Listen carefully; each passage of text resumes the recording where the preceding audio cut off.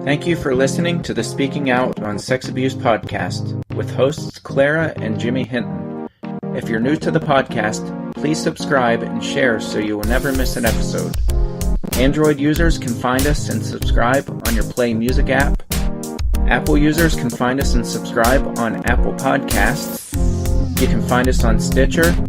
You can follow us on Spreaker. And you can find the podcasts on jimmyhinton.org or findingahealingplace.com. Please rate our show, subscribe, and share so that we can spread the word. Let's get into the show. Welcome to this week's podcast, and we have with us special guest, Shaun Dougherty. Say hello, Shaun. Hello, everyone. How are you today? All right, and Shaun, you've seen Shaun on the news quite a bit lately, and of course with the release of the Pennsylvania grand jury report, I think a lot has happened in the last 2 weeks, not just in the Catholic Church, but I think this is kind of making waves across Christianity worldwide. And so, Shaun, I'll just kind of let you give a little bit of your background and talk about how your story, along with just a handful of others, really launched. I guess it all started with the Altoona-Johnstown Diocese. That investigation was completed in 2016. Is that right?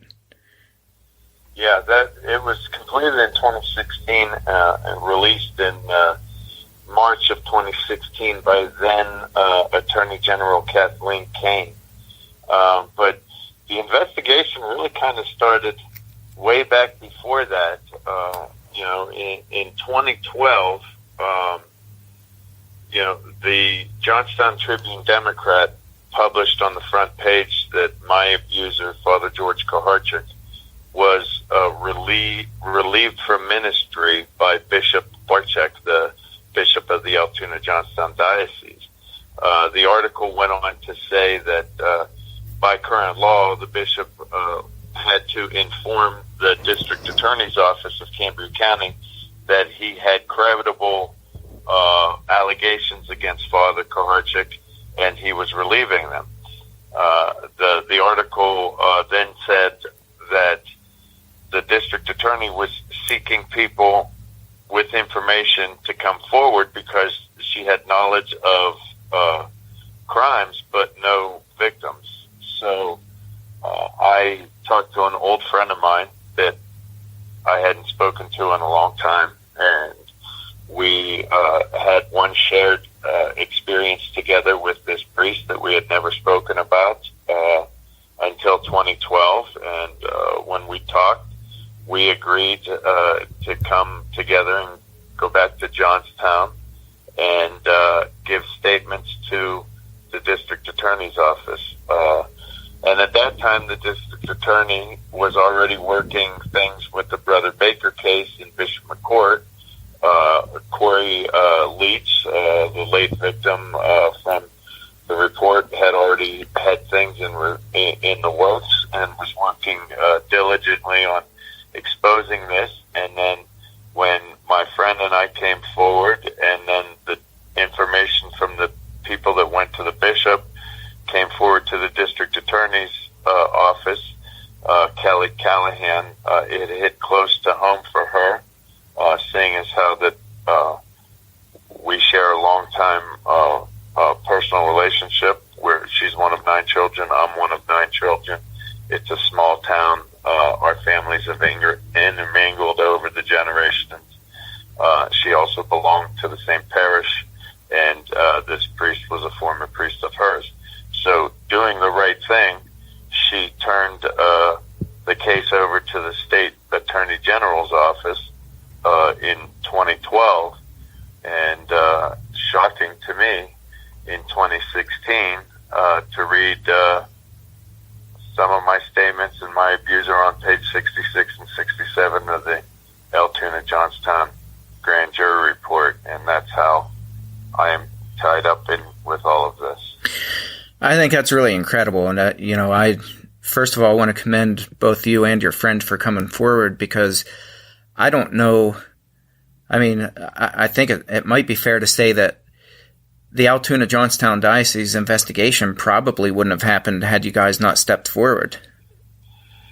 Well, from that came the documents from the Altoona-Johnstown Diocese, and from those documents that were seized in a warrant from the state grand jury investigation, a trove of information, and then the 800 number was developed, and that 800 number is still to this day. I believe my last count, I think it's upwards of 700 plus calls now, since the grand jury report was announced 2 weeks ago.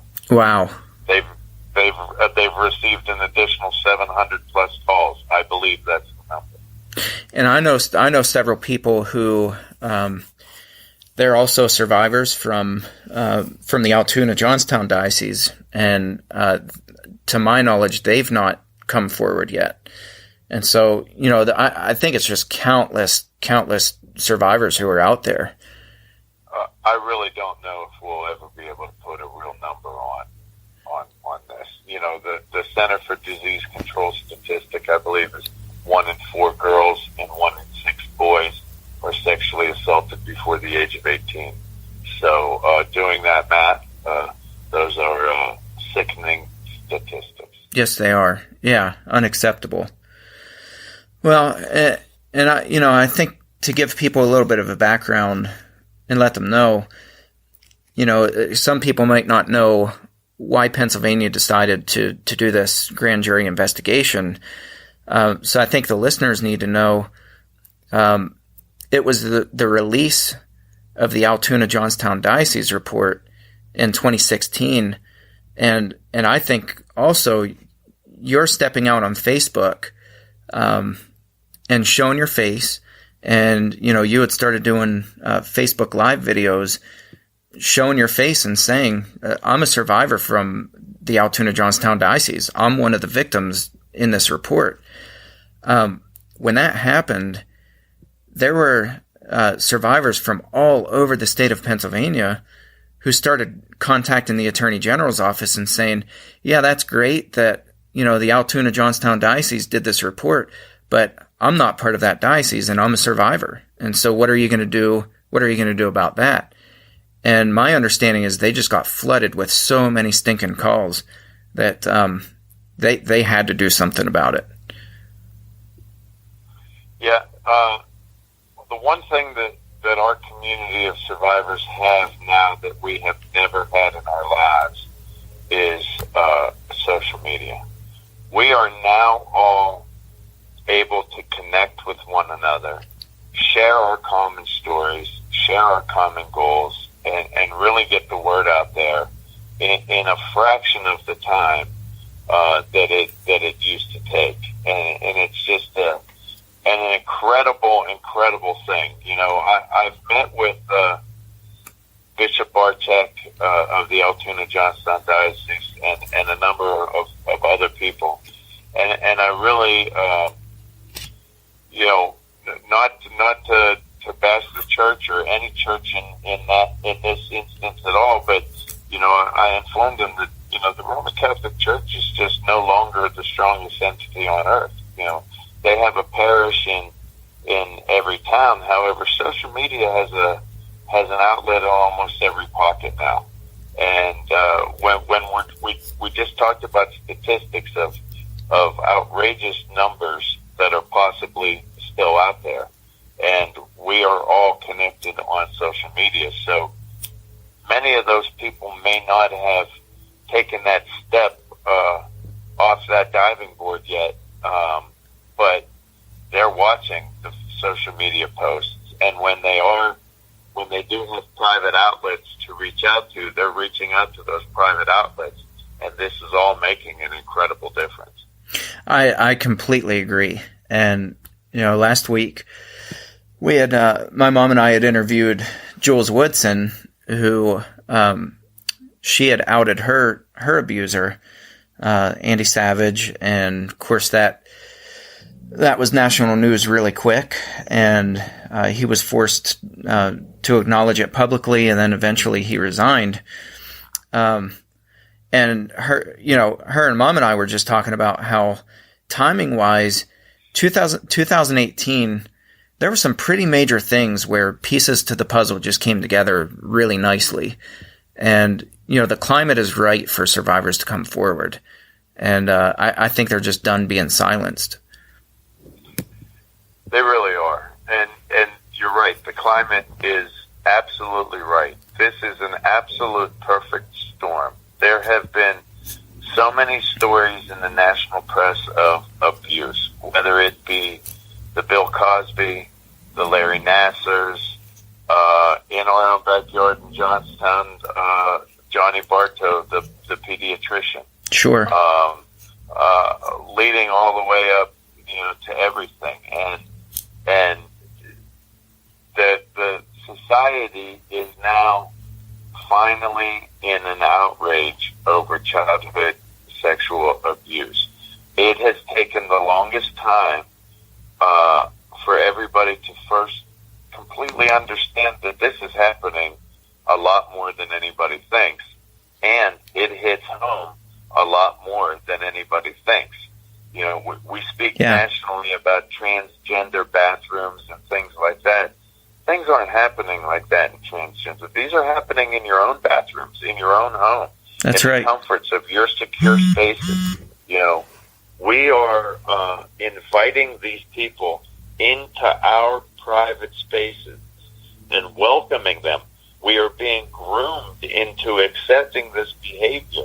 And finally, with the thanks of social media and podcasts like this, we are able to make it comfortable for people like us that have experienced horrific traumas to say enough is enough.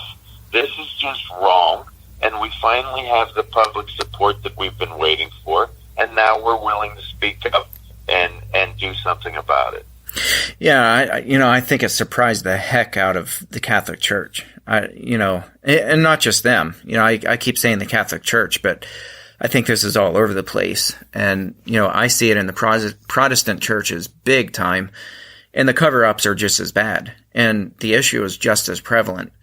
But I think it shocked the world that for the first time ever, you saw the Catholic Church just kind of scrambling and not really knowing how to do damage control. And, I think probably more than most people how much money the Catholic Church has thrown at this with lobbyists and different efforts to really shut this report down and keep it from being published. So why don't you speak a little bit to that? Because I think unless you're from Pennsylvania, probably most people don't know about the big delay in the release of the grand jury report. Yeah, I can tell you, I was one of the 3 featured people on that video that the Attorney General played before his press release. Well, you don't just produce a video like that the morning of the report.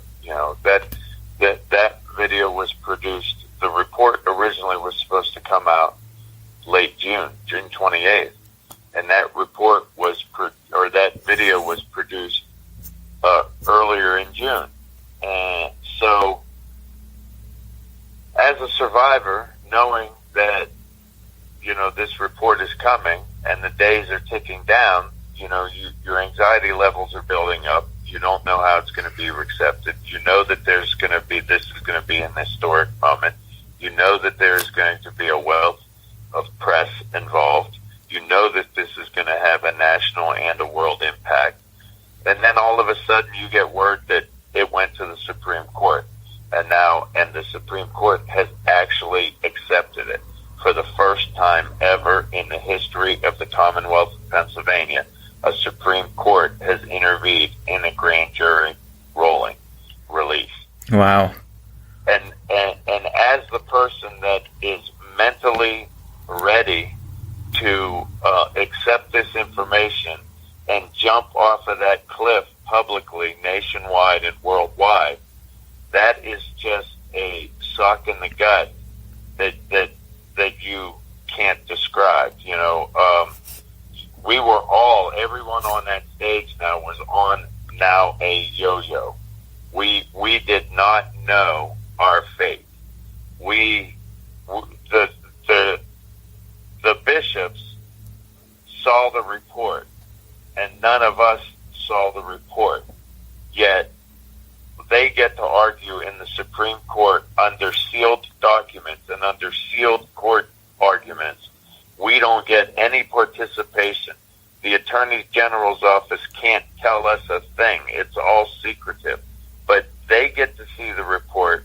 They get to control the outcome of the Supreme Court. They get to control everything, and the victims, once again, are left completely and totally out of control. Except this time, we weren't children. We're full-blown adults. And that is a mental challenge that you can't describe day in and day out. Is this the day that I'm going to get the phone call that we just lost?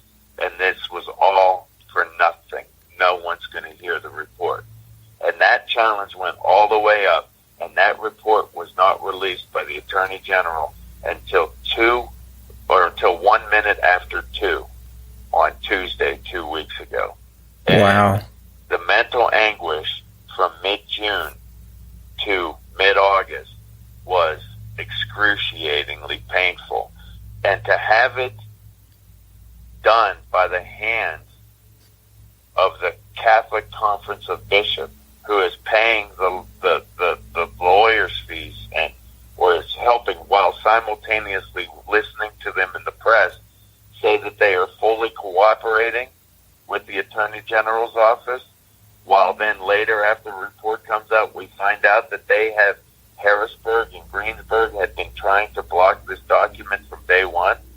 That is, it is like you're fighting, somebody is strangling you under the water. It's like the bishops are strangling you under the water, trying to strangle you to death. But when somebody walks by, they pick you up out of the water and act like they're baptizing you. And then when the person walks by, they push your head back under the water. That's what it felt like. Yeah. Waiting for this report to come out. Wow. Yeah. See, I had known that they blocked it, and I had seen a lot of your posts, or your Facebook Live videos where you were just encouraging survivors and saying, we don't know that this battle has been lost yet. Because I got the sense that a lot of survivors had just thrown in the towel and said, you know what, at this point it's not even worth fighting, and I was scared to death that was going on. I was cringing every day to learn that somebody just had enough and they couldn't take it any longer, and they either overdosed or did something more drastic. And luckily, fortunately, I haven't heard. I know that there was an attempt, but it wasn't successful from what the Attorney General's office said in the press conference. But fortunately for us, we were victorious. We still have 30 names that we still need to get unredacted. But luckily today, I feel 50 pounds lighter. I'm completely at peace with what has happened, and I don't have to face the gut-wrenching days that would have surely occurred had they been successful at blocking this report. Yeah. So you were there in Harrisburg with I don't know how many other survivors when this was released. Is that correct? Yeah, I think there was like 14 of us, if I'm not mistaken. Okay. Maybe plus or minus a few. So describe as best you can, what the emotional response was when you guys finally heard that the report was being released.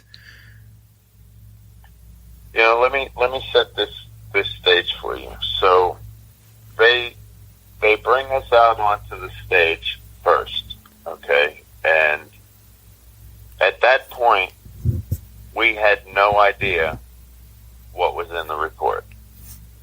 We did not know what the Attorney General was going to say, but we knew it was going to be powerful.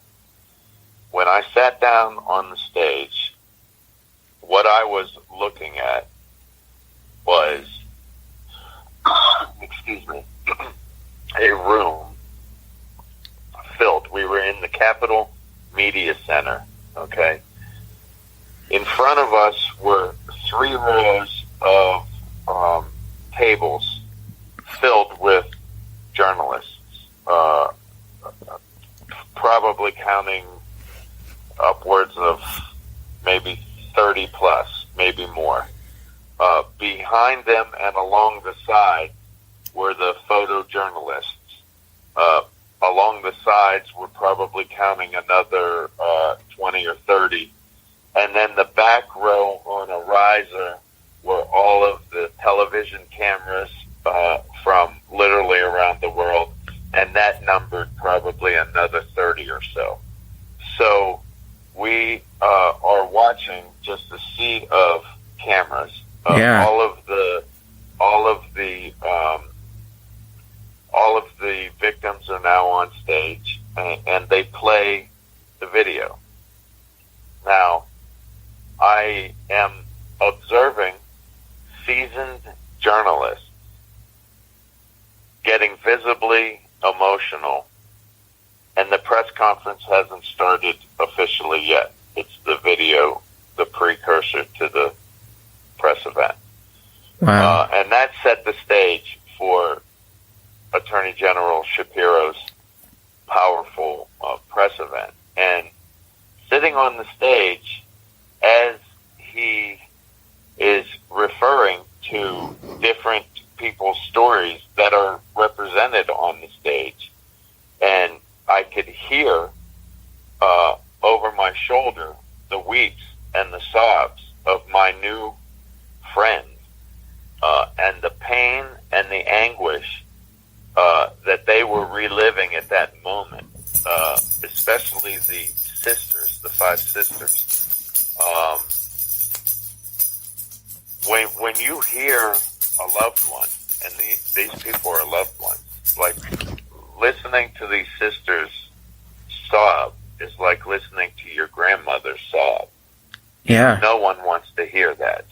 No one, your heart bleeds. And so the experience of, and the bond that the group of us share and will carry with us forever, is an experience that I can't describe. The only way that I can describe it is I've watched a number of movies and documentaries on war, and I am a veteran, although I am not a combat veteran. I did not serve during combat duty.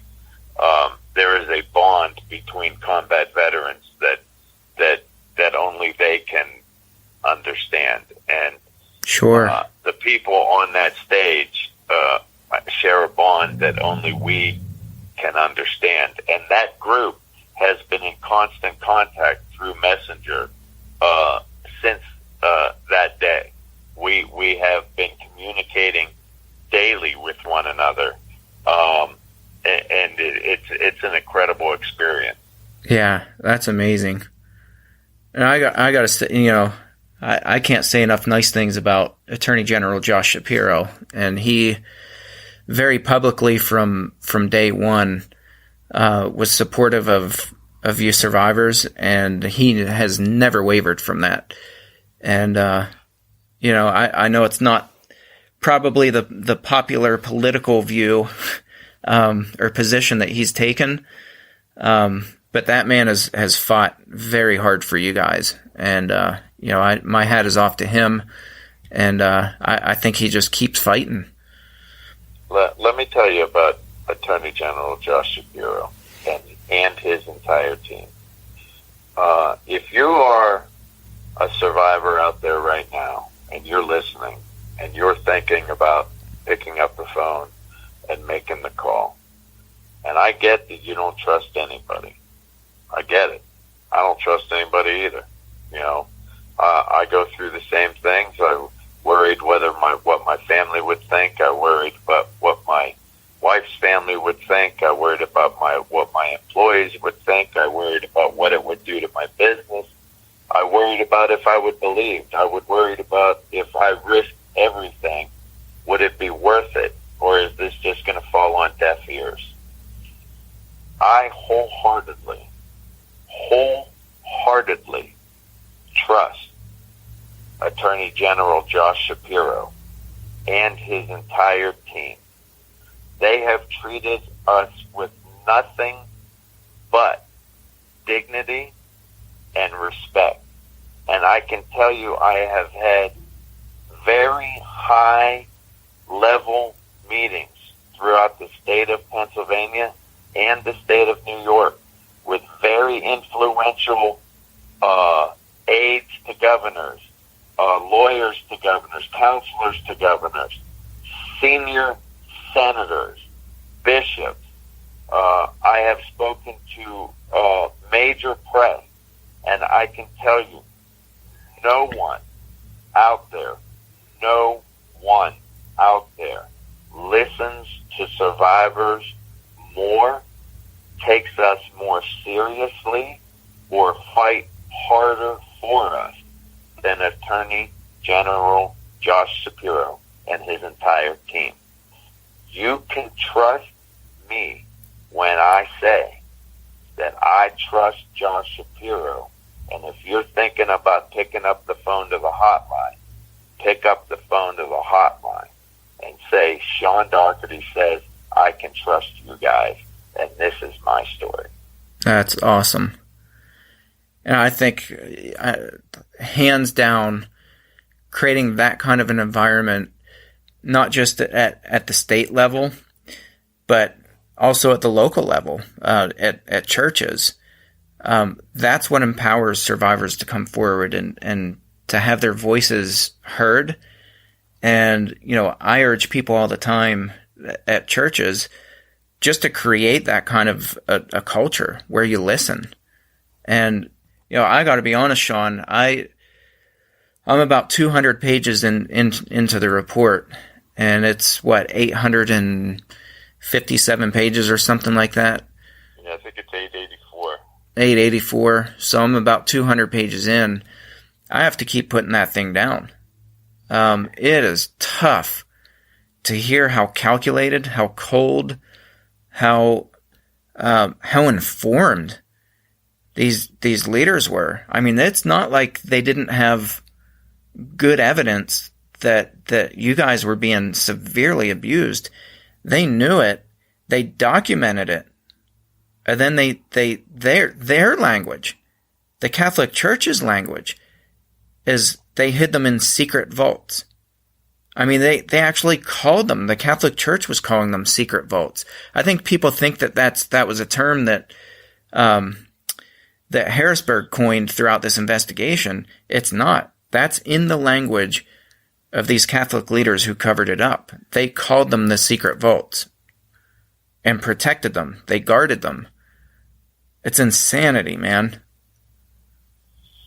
Yeah, it is. And the people, you're right, Attorney General Shapiro is getting a lot of flack saying that he's targeting the Roman Catholic Church, and he's targeting bishops, and he's targeting cardinals, and the redacted names are arguing that these aren't based on these are based on Josh Shapiro's assumptions. These aren't.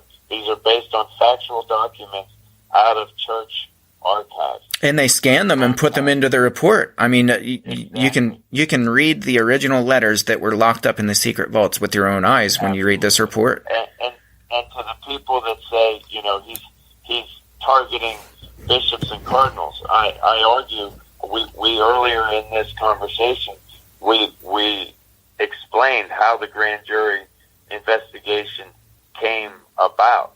He did not target bishops and cardinals. He targeted pedophiles that were raping children and those enablers that were covering up for the pedophiles who were raping children. it just so happens to be that some of them ended up being bishops and possibly cardinals. Right. It's quite sickening. And finally, it is one thing for the parishioners and for the general society who aren't Catholic, who aren't affected by this immediately, but are, and they don't even know it, is that you can sit in your living room and read a news report about somebody in Chile, or somebody in Australia, or somebody in Boston, or somebody in Philadelphia, or somebody in Altoona-Johnstown. But when you hear a report that says every diocese in the entire Commonwealth of Pennsylvania is guilty of doing the exact same thing, every diocese. Yeah, that's right. Now that has hit home to everyone. Yes. And the lobbyists, what you need to understand is the legislative wing of the Catholic Conference of Bishops is incredibly powerful, and they are wielding that power right now to protect the 30 names that they still have protected, and they are wielding it in the lobbyists, trying to keep the legislation back from introducing the recommendations of the grand jury. So it is outstanding to me that this is all going on. The Roman Catholic Church is protecting their own, while simultaneously throwing all of the victims of Pennsylvania, whether it be the Boy Scouts or your coach or your teacher or your father or your uncle or whoever is abusing you, the Roman Catholic Church is funding the entire effort against protecting all of the children that are being abused in the Commonwealth of Pennsylvania. And we are coming to that realization now. And it's podcasts like this where we have the opportunity to get this information out and let the people that are listening understand how absolutely important it is that our voices have to be louder and more consistent in the ears of our state senators than the lobbyists who are being paid exorbitant amounts of money to hound these senators every day. I just think it's crazy to see how organized this cover-up was too. I mean, I think honestly that's what separates the Catholic Church from the Protestant churches. I think it's just as bad in the Protestant churches. When I consult with churches, I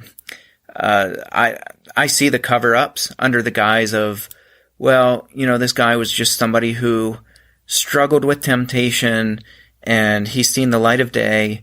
And so they shuffle them from church to church, and they don't inform their churches when they have, these are registered tier 3 sexually violent predators.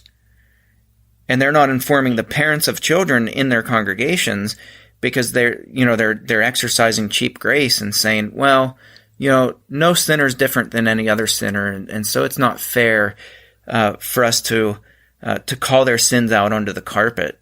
It's just as bad in the Protestant churches. But I think the key difference is we just don't keep records, Well, at what point, as a society, do you have to look at it and think, is this a problem with childhood sexual assault within the Roman Catholic Church, or is this simply just a way of life within the Roman Catholic Church? And if this is just a problem that needs to be addressed, they're failing miserably at addressing their problem. But sure. If this is a way of life within the Roman Catholic Church, then we have a much, much larger scale problem on our hands, because now you have to change an entire mindset of a hierarchy of an organization that believes that they're not doing anything wrong. Yeah. Well, I liked what you said in a recent interview. I don't remember if it was a CNN interview or which one it was, but it was just the other day, and they were asking what message you would give to the Catholic Church or something like that. And your response was, how do you teach morality to an organization that runs like a business, and they're supposed to be teaching us about morality? And you started talking about numbers, and you said, I'll speak to them as a business because they understand numbers. Speak to that a little bit, because that was powerful. Well, people are asking me, since that interview, I have done an unbelievable amount of press, literally around the world. I have no idea how many different countries my story has run in now. It's over 25 or 30. My story has run in Nigeria, for an example. Yeah. That's a country that you wouldn't think that, but my story is running in countries like Nigeria. Yeah. So, old high school buddies of mine from Johnstown that I haven't really talked to in a long time, but through social media and through this event we're connected. It is unbelievable now. They're laughing. They're like, oh my God, we used to hang out at football games at Point Stadium, and now you're being pinned up against the Pope on national television. Okay? It is so surreal what has happened and transpired in my life since that interview that you just talked about. Yeah, yeah. And thinking back to those days, when we were just teenage degenerates, Yeah. I mean, not bad kids, but teenage degenerates, trying to get away with whatever we could get away with and have fun. Yeah. And now I'm up against the Pope being asked what I can say to the Pope about morality. And it's just so surreal in that that's not my place. Right. He's the Pope. I mean, I don't understand why the Pope needs to read off of a statement. This podcast that we're doing is a wonderful back and forth. I'm speaking from my heart. Yeah. I'm speaking from your heart. Why can't the Pope just speak from his heart? Why do I, as just a lay person and a sex abuse victim and a business person, have to tell the church anything about morality is beyond me? And as a business, I own a restaurant. But it's still a business. These guys are running their business, and they're running it like a business, and they're protecting their reputations, which in turn protects their money. But they don't understand that by doing this the way that they're doing is costing them so much more money than it would if they just did it correctly. Case in point. Yeah. If you are a priest that is embezzling money from the church, they are going to prosecute you and send you to jail for stealing money from them. But if you rape children as a priest, they move you to a whole other flock of people to cause all kinds of more collateral damage, okay? And then eventually when it comes out, the cost to the church far, far, far outweigh that if every priest out there embezzles $100,000. Yeah. Because the parishioners are now finally realizing that they have been duped, that they have been lied to about this generation after generation after generation. And it is costing the church dearly in their reputation and in their pockets. So me, as the kid who went through theology and who went through Catholic school and raised on the Catholic faith, I would tell the Pope to act like Jesus, act like a Catholic, and do the moral correct thing, which is just rip the wound wide open, get it addressed, clean it out, disinfect it, give it cleaning medicine to heal, and move on. And as the businessman, I would say, you have to cut the bleeding, because you can't keep the properties that you have maintained if you don't have the income flow that you are accustomed to having. So eventually, as this story progresses and you continually choose to kick the can down the road, you're losing more and more parishioners' money by the day because they're not paying for it any longer. Yeah, that's exactly right. And really and truly, they're losing on both ends of the spectrum. Yeah, on the moral end and the business end. Absolutely. Yeah. Well, and for the listeners, Johnstown is just 20 miles north of where I live in Somerset. So Shaun and I grew up in Shanksville, which is about also 20 miles from Johnstown. So Shaun and I, it was kind of funny you were talking about the Dougherty name. I know the Dougherty name.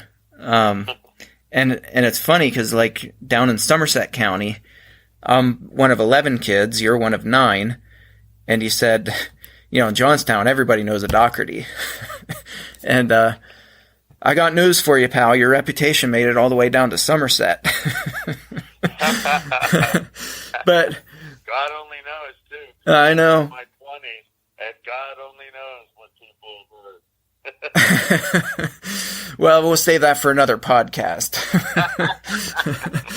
But, being from Somerset and just seeing what's happening with the Catholic churches in Johnstown that have shut their doors, I think with the release of the Altoona-Johnstown Diocese report, within that time frame, there were, I think, five different Catholic churches just in Johnstown itself that closed their doors. And they're consolidating like crazy because they're losing parishioners.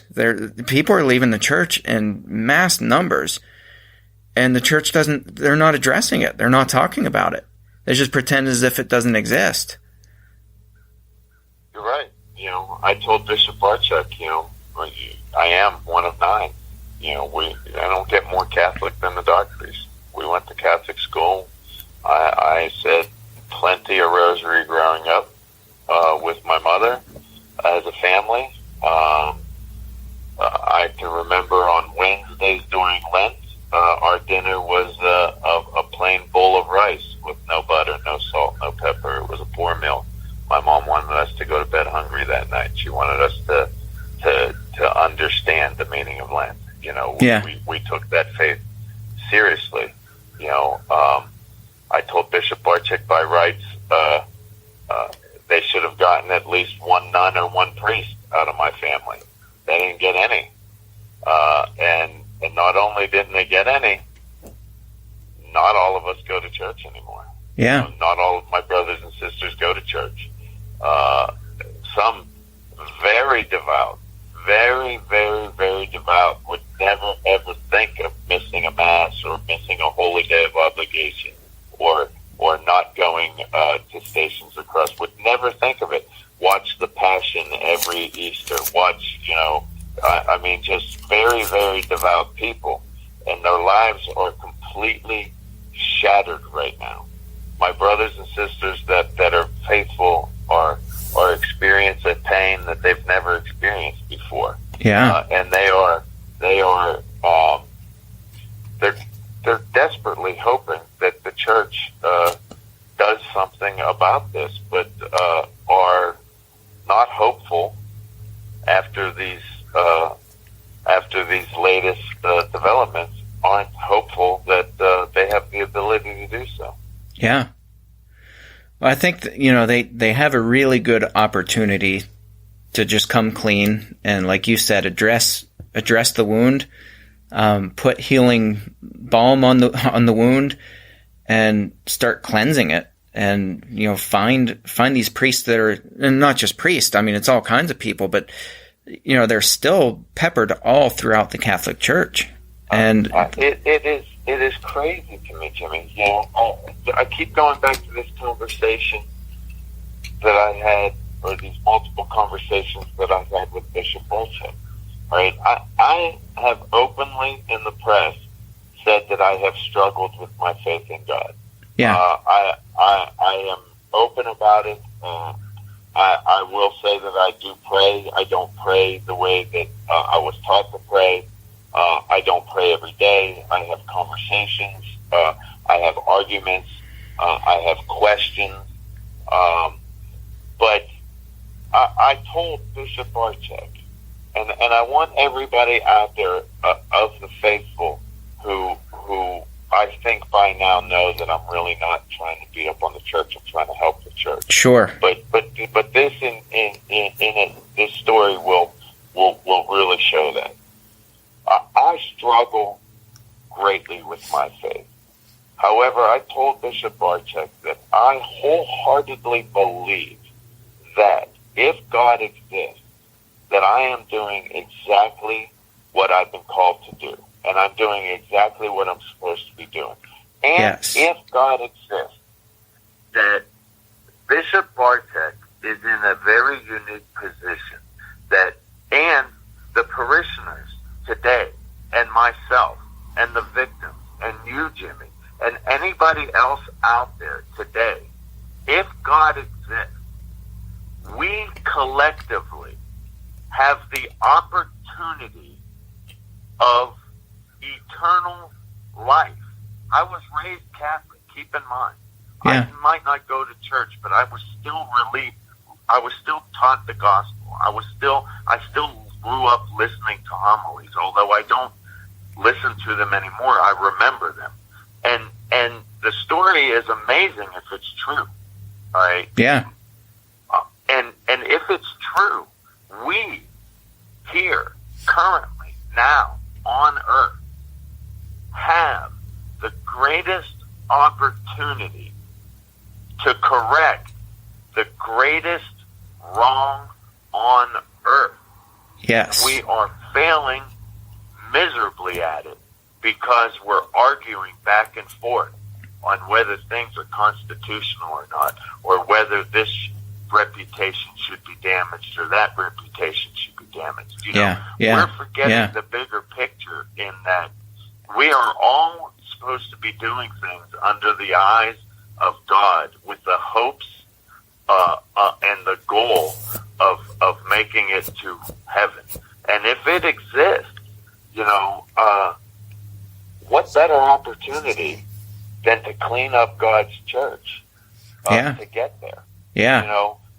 And why the church leadership is not witnessing that and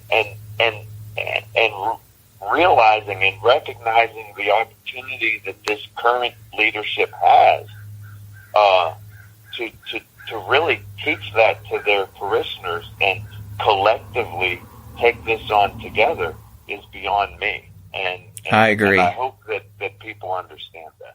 Yeah, and I've talked about this openly in past podcasts, but when I first found out about my dad, and I had to rediscover my faith, and that just completely shattered everything that I thought I knew about a protective God, and a God who cares about the most innocent and vulnerable. And there was a period of time where I almost flat out hated God for in my mind sitting idly by while my dad acted as a monster and hurt all these innocent little kids. And so I kept asking that question, where were you, God? Where were you when all this was going on? And finally, I'm not going to say that he spoke out of the sky or anything like that, but I had this overwhelming sign that came to my brain, and it said, you dummy, you're asking the wrong question. The question is not where was God when all this was happening. The question is, where were God's people?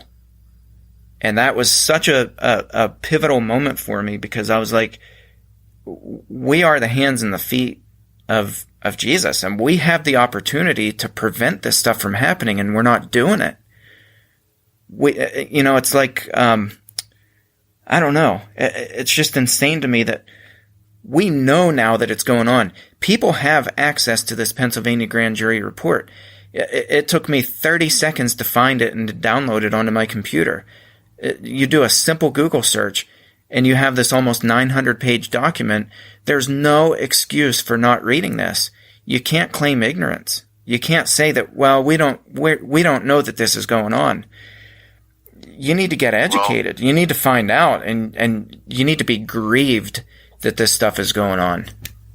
The Catholic faithful really need to read the report as a body. They need to embrace the report just like they have embraced the movie The Passion of Christ. Yes. They need to, in groups, in their church groups, to together, as a Christian community, dissect this information together, discuss it together, all right? That way they can together address it moving forward. Yeah. First, they have to fully understand what happened. I'll compare it to the Catholicism of confessional.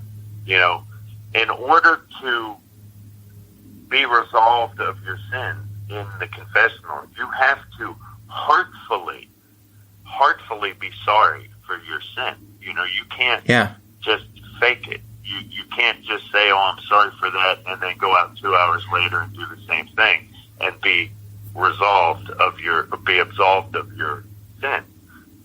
So I think the combined Catholic body has to take itself through a reflection period of absolvement and try to find absolvement for, Mitch Garabedian, the attorney from Boston, said in the movie Spotlight, if it takes a village to raise a child, it takes a village to molest one. So everybody has skin in the game. I even put skin on myself in this. There's no reason. I understand what the scientific data says. I understand why I struggled to say anything until I was older. I'm in my head about it, but I could have said something when I was younger. I should have told my dad, looking back at it as a grown man. I didn't. So for that part of it, I do accept blame. I know people that are no longer living as an effect of this, that I knew in my heart were being abused, that I never spoke to about it. I will hold that regret, and I am heartfully sorry for not starting that conversation while this person was alive, and I will regret that till the day I die. Sure. But until the Catholic community really does dissect this document, really, how can anybody move forward? Yeah, I agree. I agree wholeheartedly. I got a question from somebody this morning, and I wanted to ask you directly about this. And then I think we'll kind of end with this question. But John Delaney put a payouts chart up that showed kind of a scale that the Catholics had, and he didn't really know the source of it, but based upon what these people did as they were molesting survivors, they had a payouts chart that they would basically pay them off. So the question was, one, is that really a credible thing? And two, do you have any insight into the source of that? Well, I know John Delaney. He's a victim from Philadelphia. He is fighting hard for the statutes of limitation. And I am familiar with the chart that is right out of the Altoona-Johnstown Diocese grand jury report. Okay. Now, I can delve a little deeper into this because I have a little bit more information, but I have to protect some identities in this. Sure. But I'll tell you my personal story as I know it today since becoming public. Okay. I was abused sexually from 10 years old to roughly 13 years old. Fortunately for me, my abuse ended with digital penetration one time in a shower, and I didn't like it, and I shot a very stern look to my abuser and it stopped. Yeah. Unfortunately, for some people that I grew up with, it didn't stop at that. And it continued for years and progressed to much, much, much worse things. And in my 8th grade year, Father Koharchik, my abuser, was just up and moved. It was unannounced to anybody. There was no prior word, no warning. He was being moved to Portage, to a new parish, to a new school. People in the community were up in arms because he was loved. He was a young, cool priest. Everybody liked him. He was very active in the church and very active in the community. Since becoming public, I learned, and in 1983, that he was moved in 1984. In 1983, roughly 6 months prior to his being moved, somebody went to Monsignor O'Toole and said that they were being sexually abused. Wow. And a meeting was arranged with Bishop Hogan, Monsignor O'Toole, and this big tribunal thing at the Altoona-Johnstown Diocese. A decision was made to keep things quiet, going to move Father Koharchik, and they were going to relieve these people from their abuse. I don't know what was exchanged. Something was exchanged. I don't know how much. I don't know where on the chart. I don't know anything about that. I do know that me and 3 of my classmates were permitted to go into the rectory at St. Clement's and pack Father Koharchik's belongings to prepare him to move. Wow. I do know that while we were packing his belongings, he got called out of his room for quite a long length of time. And the 4 of us continued to pack his belongings, including his bookshelf. And the top shelf of his bookshelf had medical journals on the male genitalia. Father Koharchik was obsessed with male genitalia. As an adult, I wholeheartedly believe that he wanted to know the exact day that we were sexually active, that we were sexually mature, not active, sexually mature. Sure. When Father Koharchik came back into the room, the bookshelf was empty.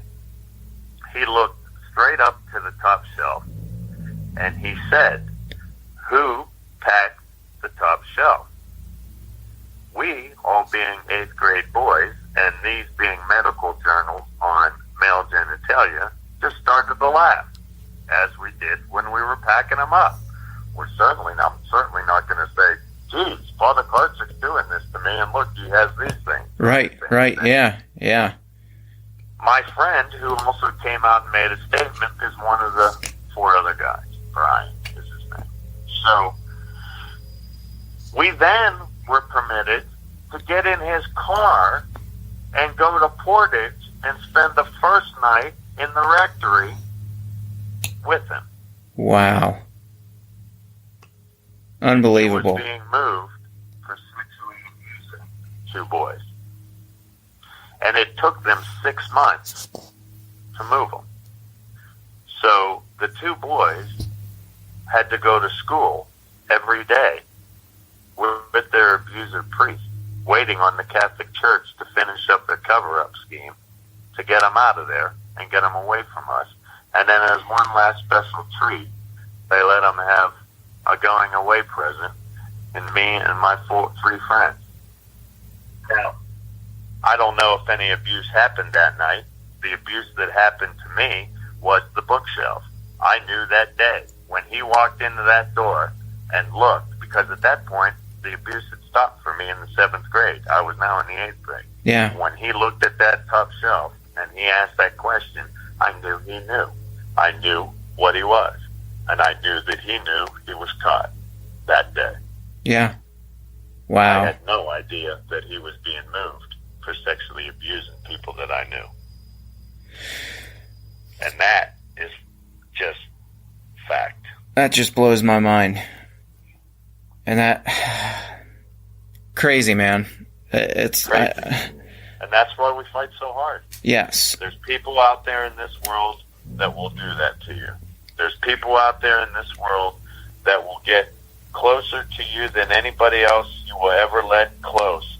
And they will take advantage of that, and they will hurt you badly.